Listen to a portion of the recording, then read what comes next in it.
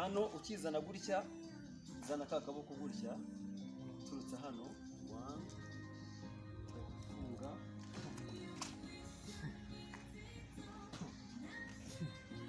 don't grab in the 2 yes 1 2 yes uhita usunikamo hano urakikubita kigenda tap unjyanisha imbaraga zanjye nizo zituma ungenda yego tangenda yes good biraza kabisa ni sawa. Iyi ni step dukora akenshi iyo bizikora abenshi ntabwo bapfa kumenya inzira turimo kujyamo, ariko iyo umaze kubisobanukirwa niko kundi watakaga ugasanga umuntu gufunze ihita guterura ugushyira hasi akakujyana kuri bya biro byawe. Niyo mpamvu twaje turebe dore imbere kazane gutya funga 1 1 yes 1 ukayikorora nakorobesheje nasanze utahanzaza noneho nshimiye kuri ubu bumenyi nzaza umwe n'uburenzeho kandi abona ari byiza cyane nabikunze kabisa. Ikintu cya mbere no gushake kubyiga no guhozaho ino mikino kuyiga no guhozaho sana nanjye rero nari ndi muri jogging ngiye gukomeza sawa courage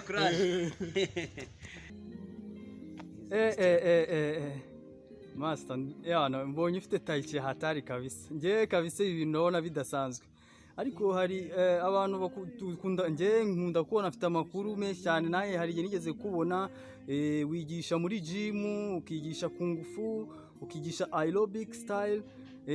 Ni ukuvuga ngo muri ibyo bintu byose wadusobanurira nko muri make kung fu, ubundi kung fu wowe kung fu ni iki? Akoze kumba iki gisobanuro icyo kibazo ni ikibazo cyiza cyane kandi kinumvikana. Ubundi kung fu ni abantu benshi bumva ko kung fu ari y'Abashinwa gusa bayivukanye abari tuyikomoraho cyane, ariko ubundi kung fu ni natire, ni umuco wacu mu isi hose. Ubundi ijambo kung fu ijambo kung risobanura ibikorwa, kungu risobanura ibikorwa, fu igasobanura umuntu. Noneho ibyo ni ibikorwa by'umuntu akora, iyo niyo kungu fu. Buri wese akina kungu fu bitewe n'ikintu aba. Noneho rero hakabamo icyo bita style. Muri kungu fu habamo style. Ese style ukina ni iyihe? Tugendera ku nyamaswa kenshi muri iyi njyana.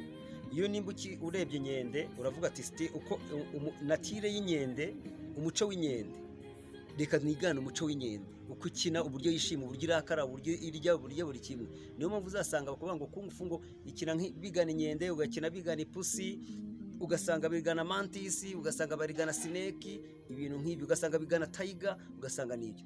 Abantu benshi ntabwo bari basobanukiye icyo kintu uko gutandukanya kung fu. Bamwe bakavuga ngo ibi nibi, ngo kung fu ngo ni imirwanire, ibintu nk'ibi. Muri kung fu habamo style zitandukanye, ari naho hazamo ya mirwanire wumva demonstration. Niyo mpamvu ubona abantu benshi ubu ngubu bacanye ku maso cyane kuko okay. None se hari ikindi kintu nibaza, hari umuntu ushaka kumva kung fu ukunda gutanga amasomo kuri gym cyangwa se aerobic, umuntu ashobora kubona ukoresha gym se nayo ni kung fu? gym nayo iri muri kung fu kuko ni ishami rya ni style.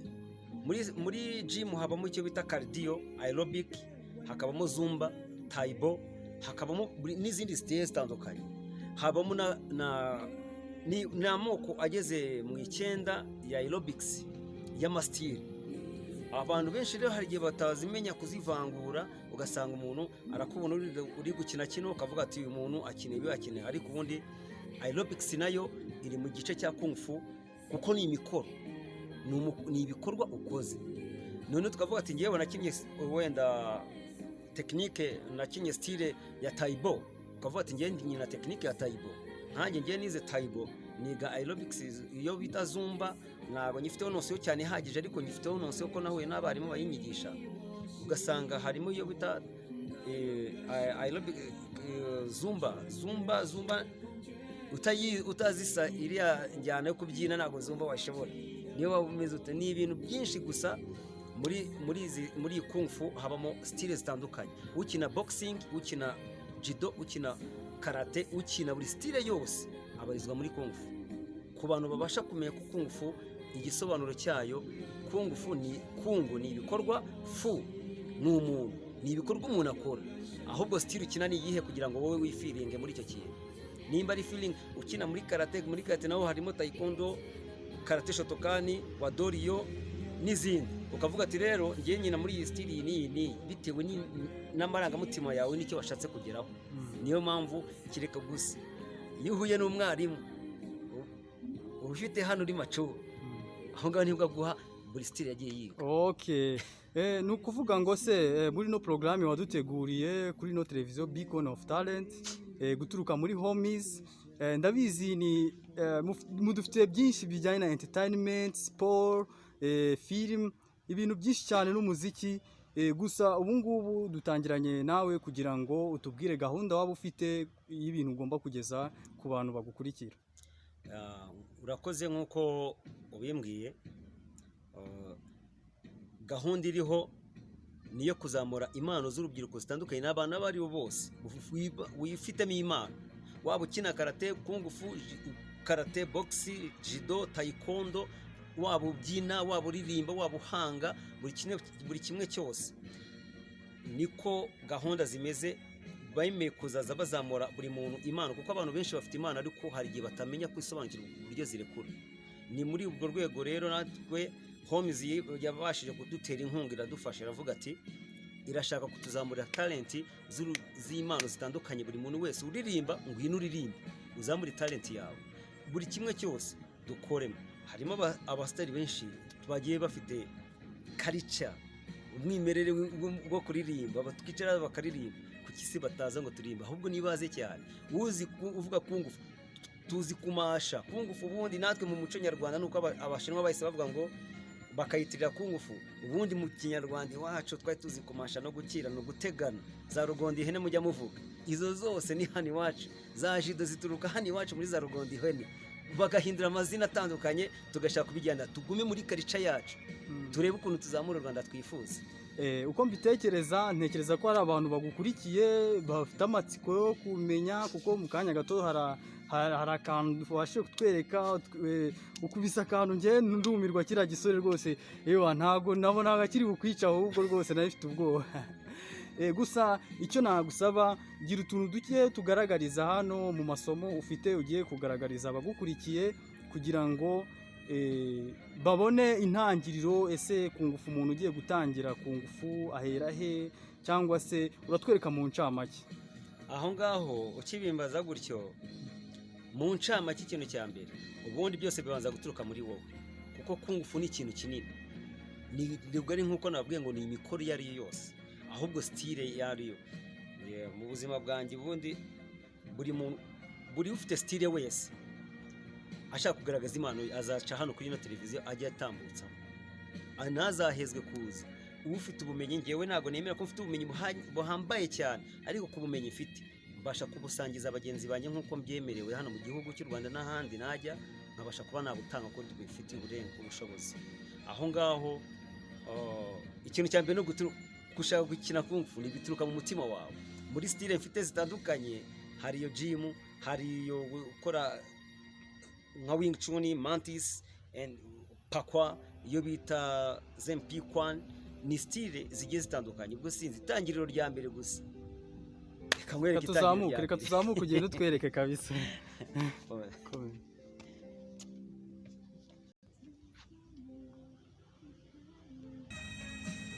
Iri ni isomo rya mbere umuntu ushaka gukina style runaka ahuye n'umwarimu we twese duhurira ku rwego rw'isi utangira uhagaze nk'umuntu uhumeka ukabanza ugasuhuza akakwemerera mwarimu cyangwa akaguha akarere aguhakaniye uguma gutya cyangwa ukavuga akakwemerera, ari noneho iyo akwemereye urarekura.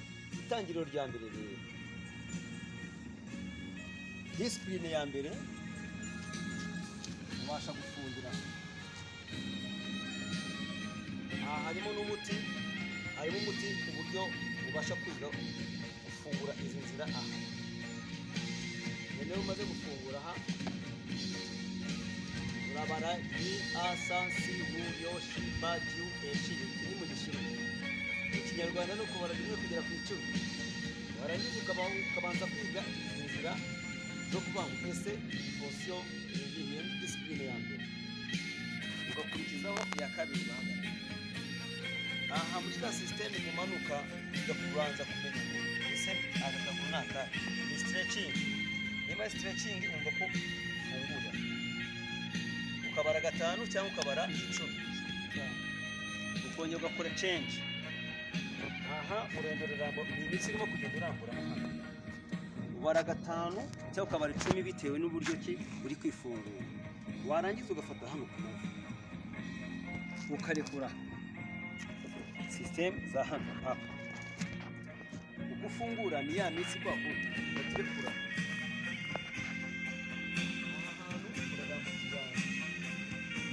Umaze gushinga ikirego kandagiza urimo kurambura ukumva umubiri wose, noneho wandika ugafunga ukarekura,